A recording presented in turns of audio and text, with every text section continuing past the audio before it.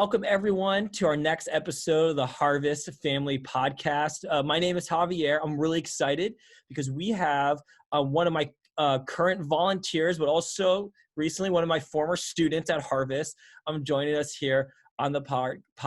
Charlene Harris is here to share her story, but also offer a perspective, about what it means to grow up in a Christian home and what advice she would give to parents from her perspective as the child.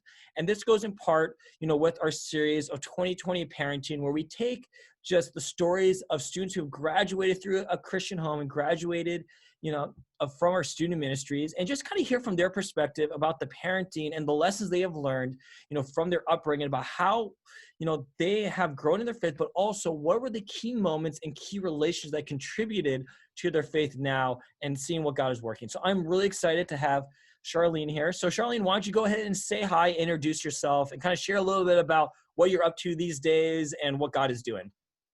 Well, hi, I'm glad that you have me on. As Javier has already said, I'm Charlene. Usually per church tradition, my parents are Chris and Angel. If you don't know who I am the eldest daughter, and I am currently going to be, this coming fall, a sophomore at UCF. And, just kind of as a background, I've grown up everywhere. I haven't grown up in one single place. I was born in Australia and have actually moved around 14 times. Wait, 14 times? Yeah, 14 times. I did not realize it was 14 different places. Can you remember all 14 places? 100%. Name them off right now. Name them off right now, all 14 places. Okay, well, Australia is one of them when I was born and when we moved back. Which is epic and awesome.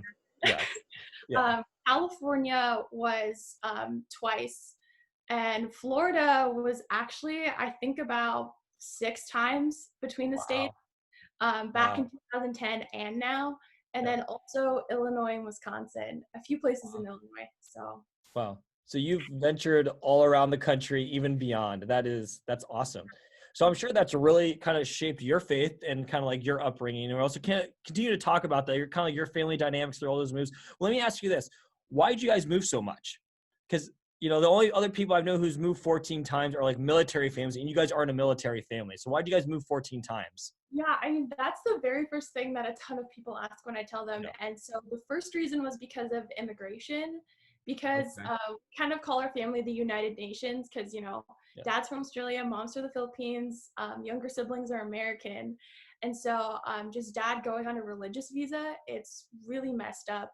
But we're legal now, so that's great. But immigration things, and then the second one was also ministry. Dad's just been called to ministry in a lot of different states. Gotcha. And your parents are looking to do a really unique ministry option here in the next year or two. Can you just share a little bit about that? So they're actually going to be moving again here soon, hopefully, and leaving the country. Kind of share about what's on the docket for your family here in the next year or two. Yeah, in around the next 2 years, my family is going to move to Ireland as missionaries, and they're going to be pretty much partnering with other churches and pastors over there. Wow, that's awesome. Ireland, that's so cool. Like that is so cool. Yeah, so cool. I can talk all day about like living in other countries and all that. And good. So you truly are a well-rounded, traveled young individual, and you're only 19 years old. Yeah. So if you moved 14 times and you're 19, so you moved about once every year, about every like year and a half or so, of your life. Mm-hmm. Wow. That's pretty crazy. And, how have you personally coped with like just all the moving around? How's that shaped your personality, the way that you connect with people, as well in your faith? It's been hard. Yeah. I think hard is really much an understatement because I have an awful time connecting with people, and that's just like the honest truth because of how many times I had moved. It was kind of this coping mechanism as a kid to just close people off from getting close because, it was easier to say hello and say goodbye every year if I didn't really form friends. And so as an adult, it's difficult because I'm coming to the point where like, I need a sense of community, and that's definitely something that I'm learning. Gotcha. And how are you doing with forming that sense of a community right now in Orlando?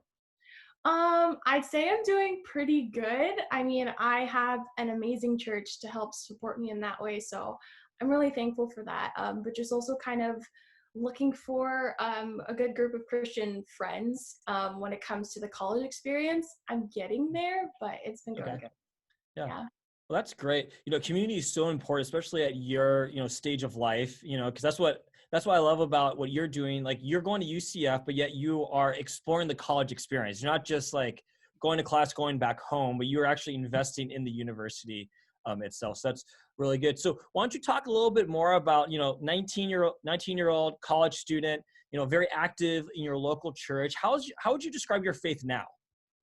I would definitely say that it's been the best I think it's been in a really long time. And not to say Good. that it's easier, because I feel Yeah. like it's never easy and there's always more that we have to work on. But yeah, I think it's been going pretty good.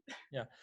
And Charlene, that's really encouraging to hear because I do remember about this time last year, me and you had a very specific conversation about burnout, Yeah. and how you were felt overwhelmed, and it was emotional for you because you loved the church, you loved volunteering and serving, but you got overwhelmed, you got burnout. So what has helped you kind of since that moment a year ago to now that's helped you go from burnout to really like a lively faith in God?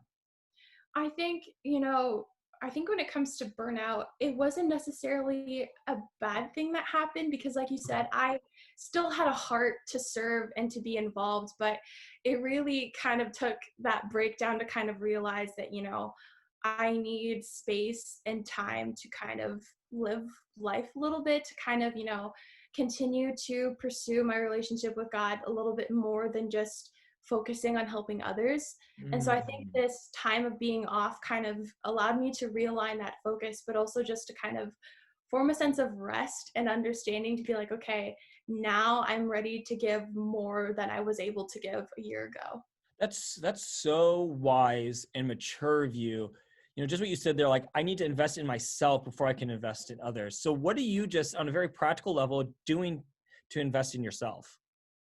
Um, it's not very practical, Yeah. but when I think it's a lot of the time what I had done like on campus and everything is being in front of the fountain was my favorite place to be. And even if I had 15 minutes, just kind of sitting there and just even if it was with headphones on, like listening to worship music or just Mhm. sitting in silence, I think those moments of stillness where I could just stop in the busyness of my life and just kind of, not only give thanks and be grateful, but just kind of, ask myself, what is God doing in my life right now? What is something that I might have to work on? Like, who do Yeah, I have to pray for? And that's been really helpful. that's good.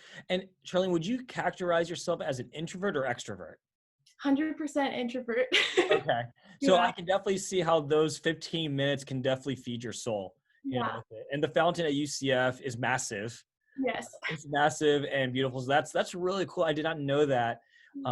They're doing it. Now, be honest with me. Have taken some of those moments to people watch a little bit on campus? Yes. And it's quite hilarious, actually. I could imagine. I could imagine. So, oh man, good times, good times.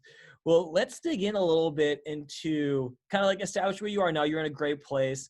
But let's dig into a little bit of your upbringing and like what it was like growing up, as Charlene. And one of the things I like to always ask of parents, students, but also volunteers, I call it the rule of five, where I say like, who are the five voices that are speaking into your teenager? Like who, because as a parent, hopefully you got two. Some people, because of dynamics, they got one, maybe one and a half, depending on what it is, but studies have shown, sociological studies have shown that it really takes five healthy voices, to really shape the personality, of a teenager. And what happens is that either we're intentional with those voices or the world does it for us. Yeah. And I think that a lot of people forget that is not about giving ourselves more knowledge, is about relational voices in it. And I know we've talked about that a lot. I know in all your moving 14 times, like you've experienced a lot of different people. So in your journey, who are the main five adults whose relational voice really shaped your faith? The first one, well, first two, I'd have to say my parents. I feel like that's a given, but it's also an honest answer. Yeah. Well, talk a They little bit more about your parents. Like, what would they do that's so intentional and loving that's helped shape your faith, especially since they're in ministry and missionaries? Yeah. patience. Okay. That's been my big one, even if they don't have great patience sometimes. I think, being the oldest, but also being sort of an independent person in Mhm. their lives, just kind of having patience towards me to kind of work things out or to struggle, or if some things aren't sinking in that they're trying to teach me, just giving me that patience and encouragement and love, even if they don't want to. Yeah. No, that's great. That's great. That's so good. And was there like any like specific moments like in your teenage years that you had with your parents that you go back to and like, hey, that was like a really defining moment I had with my relationship with my parents that's really shaped you into the person you are today? Was there like any particular moment that you can think of? Yeah, I think, it was between like the year and a half that I was going through some mental health struggles. I think just, when my parents were there for me to just sit down and, they were praying for me, but just be able to sit down in a sense of silence and just have them be there. It's when, I didn't necessarily have to say anything. I didn't really have to explain myself, but just for them to show their love and show their patience that, even if they didn't understand, or even if I wasn't ready to say something yet, that they were just there. I think that was really, really important. Yeah, that's so good. You really talk about a ministry of presence. That sometimes it's not about the words that we say, but just about the companion of another soul with us as we go through difficulties. That's so good. So you got your two parents, you got three more people that have shaped you. So who are those three other people? The other person I would have to say would be Annie. She was a leader that I had when in the children's ministry that I had when I was around 10, and just some familial struggles that I was going through at that time. She really was a listening ear with a kid that couldn't necessarily understand the circumstances that were going on or the feelings that I was feeling. And so for her to just be there to listen, but to also just kind of share some of her similar struggles, I felt very hurt as a 10-year-old. And I think that was really important. Yeah, well, that's good. That's good. So that's our in children's ministry Yeah. at a young age. So you children's, volunteers out there, like, your relational investment makes a huge difference. We're not just teachers, but we're, disciplers in that we invest in people. That's so good. That's so good. Do you still keep up with her to this day? I haven't seen her since we left, but Okay. I'm hoping to. Yeah. Okay. Gotcha. We'll keep talking through with the other two people. The other two people were my girl leader at the church that we were in California. Her name was Melissa. And Okay. then the other one was my youth pastor named Max while I was over there. And um, I kind of coupled them together because they were kind of this dynamic duo that like really just punched it into me in a time that I needed it. Yeah. And what they really did was force me to be honest and open. I know that I kind of talked about briefly about just kind of taking that time to care for my own faith instead of helping others. And it was actually them that taught me that and helped Mhm. like encourage me in that place, because Yeah. it kind of gave me this nickname, the Queen of Vague, because I really was just not willing to be honest. And, part of that was the community aspect, but just kind of reaching that place of like what my faith and what's going on in it is also really important. And Yeah. for them to just speak truth and speak encouragement, it's something that I will always appreciate. Yeah. That's so good. That's so good. And so you said that you saw both your youth pastor Max and then your female leader. So I'm guessing it was either your small group leader, Yeah, yeah. small group leader, actually modeled that kind of like time with God, that kind of like self-investment. I mean, if you will, like, uh, why was that so like impactful for you? Because like when I was a teenager, and I'm still kind of this way, like sitting in silence, and like meditating, like that's not me. Like I got to be active. I got to do stuff. So I don't hear that from many teenagers. Like, hey, the way that they model solitude and silence and meditation, like really impacted you. What was it about that really spoke to you and impacted you?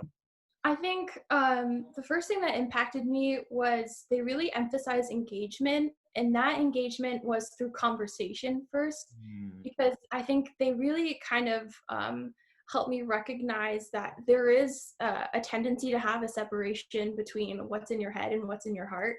And so for them to kind of remind me to first engage it in conversation to where, when it comes from somebody relationally, it's a lot easier to kind of get into and remember like, oh, I have to focus on this. Yeah. But also just kind of looking at the solitude portion of it's in those moments that I can actually kind of have my own thoughts together, but also listen from God. And I don't get that anywhere else. Yeah, that's so good. That's so good, Charlene. And, I love what you say there about the relational conversation, because we're not meant to be isolated. We're meant to be in relationship. That's God's design for it. And the fact that you had leaders invest in you, I actually have this picture in my mind, and, tell me if I'm wrong here, but just like sometimes like you saying things and then looking at you be like, okay, I need the real answer now. Like I need to know, I need to know like what's really going on right now. Yes. Like that's great, but what's really going on? Yeah. So just kind of helping you, but also like, that's so good because, I, it's just hard to talk about your feelings, talk about your emotions. So to have those people that are able to call it out in a loving way, that's so good. That's so good. So how is that, maybe how's that affected like maybe your prayer life, talking to God, because you talked about heart, you talked about head and heart quite a bit. So how has maybe that type of interaction with those leaders affected your prayer life as well? It's so much more intentional because I think for the longest time I had just followed this routine of this is what I'm supposed to pray for. This Yeah. is, what I'm supposed to do. And, sometimes my prayer life is just crying in bed. Like it's just kind of one of those reality things of like, I feel now more than ever that God will just accept me from what I'm going through now. And it's not something that I have to feel guilty about for feeling, which is Yeah. kind of remembering to kind of give it up and at first recognize it. I think that was the biggest thing. Yeah. I mean, you're talking about being honest in front of God. Yeah. I've heard this so many times before. It's like, hey, God already knows what's in your heart. So just let it go. Just Yeah. like let it just pour it out to him. And we see that with David in the Psalms, right? He's very transparent and raw with it. Like, I don't know what it is that like people struggle being raw with God, but that's what God desires out of us is just like, hey, just come with our raw self to him and just be honest. He's not surprised by anything we have to say. He's not going to be overwhelmed or get caught off guard. So just bring it to him because what he wants more than anything is to shape our hearts towards him and to shape our hearts towards him so that we can go around and love other people. Because I'm sure, well, let me ask you this, now that you are a youth leader, right? You are pouring into, teenage girls. How has that helped you? Just kind of those conversations from like the experience with your small group leader and your youth pastor to your prayer life. How's that helped you now connect and disciple teenage girls? I now want to be honest and be there for them as much as I can as they were for me. Yeah. And like, I know that relationships take time to build, but I think over the years, I've just become more comfortable and more appreciative of the struggles that I've been through. And I've seen how much it can help others. And so my heart is, I just want to be available to be that listening ear, to share all the mistakes and the heartbreak that I've been through, but also be there to have fun when necessary. Like I just want to be there for them. It's really my heart. That's so good. So good. So let's shift the conversation here because I think this is a great leeway because one of the things I really want to hear from you is that now that you are pouring into students, right, you have a great opportunity to build relationships with those girls, but also with their parents, as well. And as someone who has grown up, in a ministry focused, not just in a Christian home, but a ministry focused driven home your entire life, and you're still greatly impacted with it now. What would you say from your own journey, just some like words of wisdom, advice that you would give to parents about your own personal journey? Like, hey, from my perspective, from what I've experienced in life, these are the things that kind of like, I guess I wish, were done differently, or maybe like, hey, these are some words I would say this could really help you connect with your teen now and help them go through. So what do you have for those parents? Well, it's funny that you say that because I joke around that I was born into ministry, but I mean, that's really it. And Yeah. I think I really have, if I were to say anything, I think I have 4 things that just come from my perspective with my parents. And The first one that I'd say is to really be honest about your mistakes in the past and in the present. I Mm, have appreciated more than ever my parents' honesty of, yeah, the struggles that they've been through individually with each other. And it really brings this real life application to kind of realize that, they're not just there as figures to kind of discipline and disciple me, like they're still people, mm, and it offers them a sort of other additional layer yeah. to relate to me, and I really appreciate that. Mm. And I think it's comforting to know that like, hey, your parents make mistakes, Yeah, right? Because when you see that, it almost like it takes the pressure off yourself, to be perfect, yeah, right? 'Cause I know sometimes, not sometimes, but I think everyone, struggles with the expectations that their parents place upon them, those perceived expectations. I've had those conversations with my parents. I have those conversations with other parents, as well. Like as a father, I got to be careful about the perceived expectations that are placed upon our kids because they're not going to be perfect. They are going to make mistakes. And I've seen, I know, I just know personally, I've seen my relationship with my kids grow when I say like, I would yell at them or I would raise my voice at them. And, I realized like, yeah, that wasn't the right way to handle it. And I would apologize to them for that.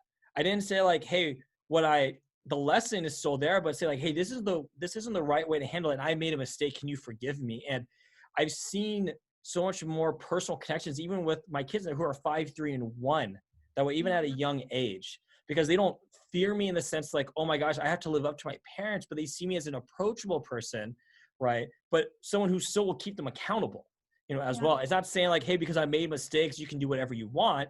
It's more like I keep myself accountable and I keep myself accountable to you. So this is why I'm also keeping you accountable to the things that we've taught you. So yeah. I've definitely seen that's so good, Charlene. And I know that kind of bleeds into the next thing you want to say to parents as well. And kind of like there's like a, second part to that, the words of advice you want to share with the parents. Yeah, and I think, it's not just what they say that matters, it's also the example that they live out. I think everybody jokes about how attentive kids are, Oh yeah. but it really bleeds Yeah. into almost their 20s that, I think it also, provides us a sense of grace and just kind of understanding for our parents to kind of really see, we learn from the mistakes that you also don't own up to. Yeah. But, it's not a bad, I mean, well, sometimes it's a bad thing, but, it's not a bad thing to kind of have us have that additional layer of understanding, so, you're human, but like you said, you're also there to keep me accountable and kind of learning from what you still are learning from as well. Yeah, no, that's so good. That's so good. There's so much wisdom in that. I like to use the phrase more is caught than taught. Yeah. With it, like I see it in my kids like all the time. Like we had a conversation with two of my kids because like they were so perceptive about something, and we're going, oh my goodness, like we really have to be careful about our own attitudes. And we didn't say anything. It was a way we, non-verbally approached a situation, that they're making all these connections. And we're like, wow, we really need to be attentive about where we're at and ask ourselves, are we operating in the best view of ourselves, but also in the most godly sense of ourselves? Well, not saying that we're going to be perfect, but, we need to have an understanding, like there's always someone watching, and picking up what we do. And I truly believe this, that if you want your kids to be a certain way, right, then you need to be that type of person. Like, hey, if you want your kids to be honest, and generous and loving, all that, then you need to be honest and generous and loving, because they're not going to get it from a book. They're not going to get it from TV. They're going to get it from the way you live your life. Yeah. That's so good. That's so good. So you said you had 4. What are was the next one on your list? So, number 3 is let us make mistakes and fail. I mean, really coming from a Christian home, there's a lot of pressure, especially when your dad's a pastor for most of your life, but there's also That. a pressure from just Christianity in general, where there's so many expectations that you feel like you have to follow. And I really put down that I learn more from the I told you so's to make those choices for myself. Yeah. Because, going back to the whole head and heart connection, Mm. it really kind of formed that realization to where this is now where I can apply what you're teaching me if Yeah. you let me struggle and you let me wrestle with it. Yeah. And I think, I have to thank my parents for it, because I feel a lot more comfortable kind of facing these situations on my own as I'm coming as an adult. Like, I feel like I'm more prepared to make these choices. Yeah. No, that's so good.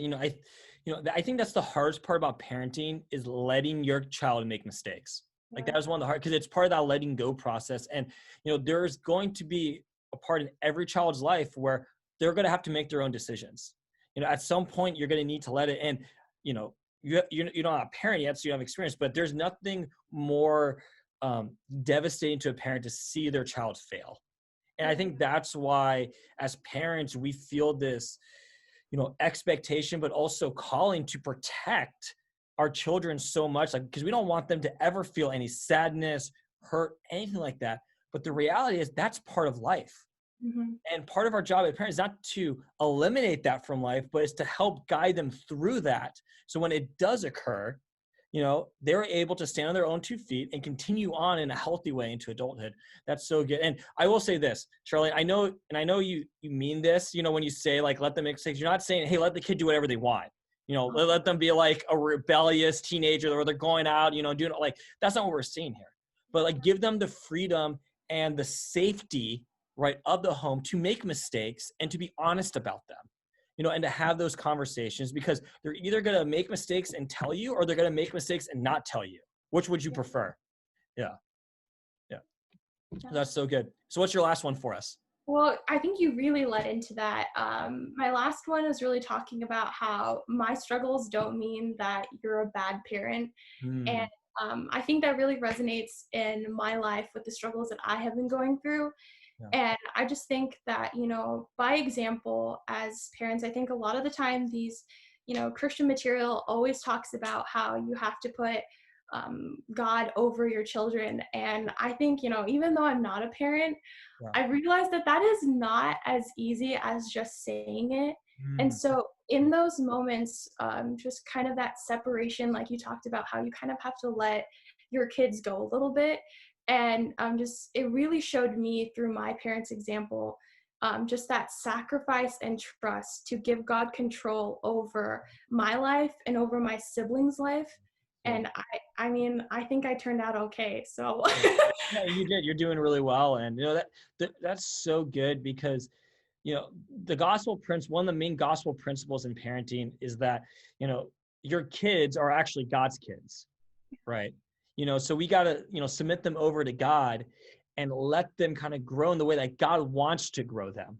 And I also believe this, that it's not our job as a parent, it's not the job of the parent to create faith in the child. It's to lead them and model faith so that when they do encounter God, they're able to experience and understand the loving nature of who God is, and be in relationship with that. And that's so good. Charlene. And, because I've talked to so many parents who crying, just broken because maybe their child said they don't believe in God anymore, or they realize that, their child is making just some really bad relational decisions, like bad friends, maybe they're having they lost their purity, in a dating relationship, or they've caught them going out partying, and they feel like, what have I done to fail my child? And, the reality is that, like, I don't know everything that goes on in the home, but at some point though, your child is accountable for their own decisions. Like, I've seen everything from like the worst parents in the world, and their kids are amazing, to the best parents in the world and their kids are just walking away from God. And, so there's no science to it, so it's not, it's not, I don't believe that God's going to keep us accountable in our parenting. And I'll say this to parents, is that God's not going to look at a parent and say, well, your kids turned out bad, so you did a bad job with the parenting I gave you. Like, I don't believe that. God's going to look at us and say, hey, were you faithful in what I gave you? Were you faithful in that? Were you faithful into leading them, showing them the love of God? Their own decisions are their decisions. Yes, it hurts. Yes, it's painful. Yes, we live in that tension, so I don't want to downplay that. But at some point, because it's the hardest thing to do as a parent, is to let go. Like, I just believe that it's the hardest thing. So it's so much easier said than done. But what you're saying right there, I think, is can be so freeing for parents. So freeing parents to kind of take that pressure off yourself and really just put it on God. Yeah. Take that pressure off it, because your kids don't define who you are. God does. Yeah. God defines who you are. I think that's kind of like the key phrase, where like God defines who you are as a parent, not your children, Yeah. because we all been there where our kids have said things about us that are really personal and hurtful, right? Well, that doesn't define who you are as a parent. Well, let's listen, let's learn, let's see where it's coming from, but recognize our identity in Christ is what matters most to our kids, and being confident in that and giving that to our child. So good. So good, Charlene. I love it. You spurred on a lot of talk with me, and as a parent, it's like I'm learning a lot from this conversation. So thank you so much for sharing those as well. Hey, so as we get going here, is there anything kind of like else you just kind of want to share to the people listening about, like parenting or families, or just about what, you got going on or anything like that? I would definitely say that, I think maybe the kind of overall topic that I've been reaching at is, no matter what happens in the, parent-child relationship, Mhm. presence is really important. And I think I've kind of touched on that so many times, but I can definitely say that, with my last point, no matter how difficult it is, I can confidently say that that has made my faith 1,000% more personal for me by kind of letting me go in that sense and kind of figure it out with them along the way. And So yeah, good. and it certainly hasn't been easy, but it's something that I really, really do appreciate. Yeah. Yeah, that's so good. And I think we can just end right there. I mean, just drop the mic. We're done. That's so good. That's so good. And Shirley, thank you so much for joining me here today. What a great conversation. And, if you're around Harvest, you see Charlene, have a conversation with her, so she's great. And if you see her with our students, know that they're in good hands. She is so good, and so glad that she's on our team. But yeah, so it was great. So Charlene, thank you so much for the conversation here today. And, for those of you who are listening out there or watching this video, feel free to email us with questions or any type of further conversation you have about any of these topics at all. Love to be with you, because we want to be here to encourage, equip, and empower you to be a better parent, because we know that a strong parent will make a strong family. So thank you guys for joining us here today. Take care.